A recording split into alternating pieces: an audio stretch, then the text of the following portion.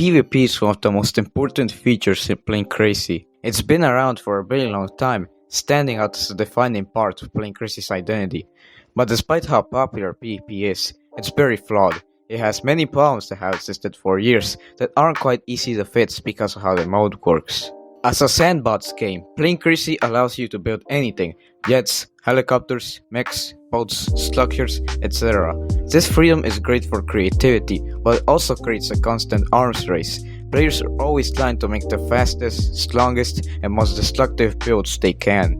Shredders are the most infamous example of this. They are fast, agile builds that use cover blocks to destroy entire builds in seconds. There are multiple types of shredders, but they all have the same things in common: speed, destructive damage, and unpredictability.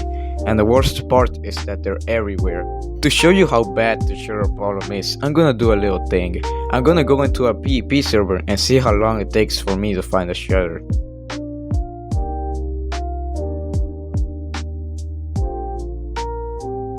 As you can see, I just joined in and in less than 5 seconds there's already a shredder. That's how bad it is. It's no wonder players hate shredders. They're annoying and dominate PvP in a way that feels unfair. The whole community turned against shredders. Players started trying to fight back, and this led to the war on shredders. People have designed weapons to destroy shredders and whole builds specifically meant to hunt them, dubbed anti-shredders. There really isn't a strict definition of what counts as an anti-shredder. As long as the user claims to use it to fight shredders, it counts as one. The point is, PvP has become a battlefield of normal players versus shredder users. Many people are hopeful, believing eradicating shredders will finally restore balance to PvP, but I beg to differ. Shredders aren't the main issue here. If shredders suddenly disappeared, PvP won't really change much. Shredders aren't the only builds we can define as overpowered. Fast, agile jets, thermonuclear missiles, and especially gyrocore weapon systems will just take over. It's also very unlikely that shredders will be gone anytime soon. Shredders are common because of how accessible they are. Beginners can just do one of the dozens of shredder tutorials out there. As long as PvP exists, shredders will too. So as much as I hate to say it, the war on shredders isn't going anywhere, and it's nothing more than a perpetual struggle. Playing Crazy is a sandbox, so players have almost endless freedom. That freedom is amazing for creativity, but it comes at a cost. Balance is almost impossible.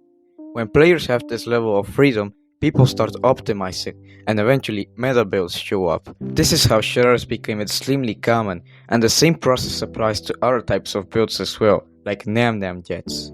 Fixing this will require limiting the freedom that defines playing Crazy.